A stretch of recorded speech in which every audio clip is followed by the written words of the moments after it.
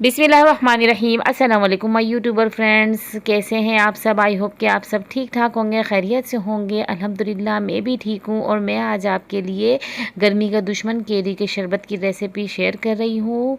Recipe आपने पूरी देखनी है एंड तक बिना स्किप किए, ताकि आप भी ऐसे ही ज़बरदस्त सा केरी का शरबत अपने घर में बनाएं और मज़े ले लेकर इसे पिएँ, क्योंकि ये जिस्म की गर्मी को अंदर से ही मारता है और लू लगने से बचाता है हमें। और इसके अंदर जो चीज़ें हमने डाली हैं उसके भी बहुत से फ़ायदे होते हैं, क्योंकि इसके अंदर हमने जो डाला है तोक बालंगा, वो भी जिस्म को हमारे ठंड देता है, गर्मी को मारता है। तो आपने इसे ट्राई ज़रूर करना है और मुझे कमेंट बॉक्स में बताना है कि कैसा बना आपका शरबत, क्या मेरी रेसिपी आपको कैसी लगी। तो आपने ट्राई ज़रूर करना है। तो देखिए मैंने केरियाँ ले ली हैं, 4 अदद ये केरियाँ हैं, आधा किलो केरी मैंने ले ली है। अब इसको हम पीलर की मदद से या नाइफ़ की मदद से आपने इसको पील करना है। बड़ी आसानी से पीलर की मदद से पील हो जाते हैं। वैसे आप नाइफ़ से भी इसको कर सकते हैं अगर आपके पास ये ना हो तो, लेकिन ये है कि पीलर से देखिए कितनी आसानी से ये पील हो जाते हैं। तो सारे छिलकों को हमने इससे अच्छी तरीके से रिमूव कर देंगे और सारी केरियों को पील कर लिया। ये देख सकते हैं आप कितनी आसानी से हो रही हैं और बिल्कुल मेरे बनाए हुए तरीके से बनाएंगे ना, बहुत ही ज़बरदस्त बनता है। टेस्ट में इतना लाजवाब होता है, पीने में इतना अच्छा लगता है ये। तो सारी केरियाँ हमारी पील हो गई हैं। अब इनको नाइफ़ की मदद से हमने कट लगाना है। तो देख लें, नाइफ़ की मदद से इस तरीके से हमने इसको कट लगाना है, ताकि ये जब हम इनको पकाएं तो ये आसानी से अंदर तक जल्दी से गल जाएँ, पक जाएंगे। तो इस तरीके से आपने इनको एक ना घुमा घुमा के कट लगा लेने, गहरे कट लगा लें अच्छी तरीके से। तो चारों केरियों पर मैंने कट लगा लिया है। अब मैंने एक छोटे पतीली में इसको डाल दूंगी और साथ ही इसके अंदर हमने पानी भी डालना है। तो केरियों के हिसाब से तकरीबन हम इसके अंदर 1.5 गिलास पानी का शामिल करेंगे, क्योंकि इसी पानी में इनको गल जाएंगी ये, और ये पानी हम इस्तेमाल में भी ले लेंगे। तो अब कवर करके इसको पकने के लिए रख देते हैं 10 मिनट के लिए। और 10 मिनट बाद देखिए मैंने कवर हटाया है तो ये बिल्कुल सॉफ्ट हो गई है, कितनी आसानी से गल चुकी है बिल्कुल ये। अब हम एक सॉस पैन ले लेंगे और सॉस पैन के अंदर 1 टेबल स्पून सौंफ ली है, 1 टेबल स्पून ज़ीरा और 1/2 टेबल स्पून इसके अंदर हमने काली मिर्चों के लिए हैं और 1 इंच सौंठ का टुकड़ा ले लेंगे। इन सबको हमने ड्राई रोस्ट करना है। तो हमारी जो सौंफ है इसकी तासीर भी ठंडी होती है, ये तो आप सब जानते ही होंगे। ज़ीरे की भी तासीर जब हम इसको शरबत में लेते हैं तो इसकी तासीर भी ठंडी होती है। और काली मिर्चें जो हैं ये एक अलग ही टेस्ट देती है। सौंठ बहुत ज़बरदस्त सा जायका देता है, इसके अंदर कोई चटपटा सा थोड़ा सा इसमें टेस्ट भी आ जाता है। इसको हमने ड्राई रोस्ट कर लिया। इसके बाद हमने इसको ठंडा करके फिर इसके बाद ग्राइंडिंग जार के इसमें हमने इसको ग्राइंड करना है, ताकि ये थोड़ा पाउडर बन जाए। इसको हमने बारीक पाउडर बनाना है। आप चाहें तो सिलबट्टे पे भी और या हवन दस्ते में भी इसको पीस सकते हैं। तो ये पाउडर को अब साइड में रखते हैं। केरियाँ हमारी ठंडी हो गई हैं और अब हम इसको देखें, इसके बीज जो गुठली जो होती है ना, इसको हम निकाल देंगे।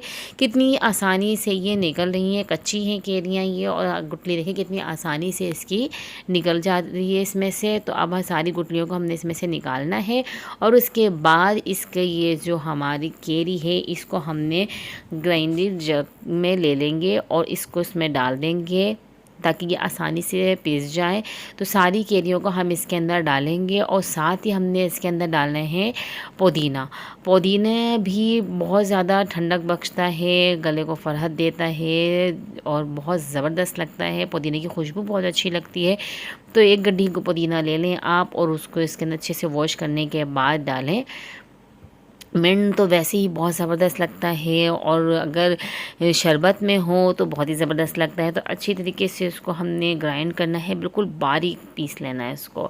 अब हमने एक कढ़ाई ले ली है, उसके अंदर हमने आधा किलो ही चीनी ली है केरी के हिसाब से और इसके अंदर हमने पानी डाल दिया है तकरीबन 1.5 कप के करीब। और अब इसको हमने चूल्हे की फ्लेम हमने ऑन कर दी, चमचा चलाते जाएँ, चीनी को बिल्कुल मेल्ट कर लें।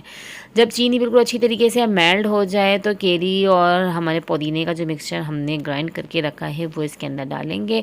अच्छी तरीके से इसको हमने मिक्स करना है, इसको पकाना है, ताकि शीरा और ये जो हमारी केरी है ये एक जान हो जाए, अच्छी तरीके से ये बिल्कुल पक जाए। अच्छे से इसको हमने मिक्स करना है, कोई लम्स ना रहे इसके अंदर, बस चमचा चलाते जाएँ। ये देखिए अब बिल्कुल सब ये मिक्स हो चुका है, एक जान हो गया है। तो अब हमने इसके अंदर डालना है वो पाउडर जो हमने रोस्टेड करके पीसा था, थोड़ा थोड़ा करके डालेंगे वरना इसकी जो है ना गुठलियाँ बन जाएंगी। अच्छे से ये मिक्स हो जाए इसलिए थोड़ा थोड़ा करके डालते जाएं, चमचा चलाते जाएं, मिक्स करते जाएं। अगर आपसे ऐसे ना हो तो आप थोड़े से पानी में इसको एक घोल बना लें, फिर उसके बाद डाल दें इसको। काला नमक डालेंगे 1 टीस्पून और हाफ़ टी स्पून के करीब इसके अंदर सफ़ेद नमक डालेंगे। अच्छी तरीके से इसको मिक्स करेंगे, पकाएंगे। उसके बाद ये अगर आप ऐसे कलर नहीं चाहते तो ऐसे ही आप इसको रख सकते हैं, वरना अगर आपके पास इसको कलर चाहिए तो फूड कलर ले लें ग्रीन वाला, वो इसके अंदर डाल दें। थोड़ा सा पहले थोड़ा थोड़ा ही डाल के चेक करें, कलर अगर सही लग रहा है तो फिर ठीक है, वरना फिर थोड़ा सा और मज़ीद डाल दें। मैंने थोड़ा सा और डाला था इसके अंदर, अच्छा सा कलर आ चुका है और ये हमारा शरबत बिल्कुल तकरीबन रेडी है। इसको थोड़ा सा मज़ीद मैं पकाती हूँ ताकि जो हमारा कलर है इसके साथ अच्छे से पक जाए। चूल्हे की फ्लेम को हमने ऑफ़ करना है, इसको ठंडा करना है और ठंडा करने के बाद हमने इसको किसी भी एयर टाइट जार में रख लें। और ये इस बात का ख्याल रखें कि देखिए जब ये झाग बन रहा होता है ना तो इसका मतलब ये तैयार नहीं है। जब झाग बनना ऊपर से ख़त्म हो जाए तो ये बिल्कुल तैयार है।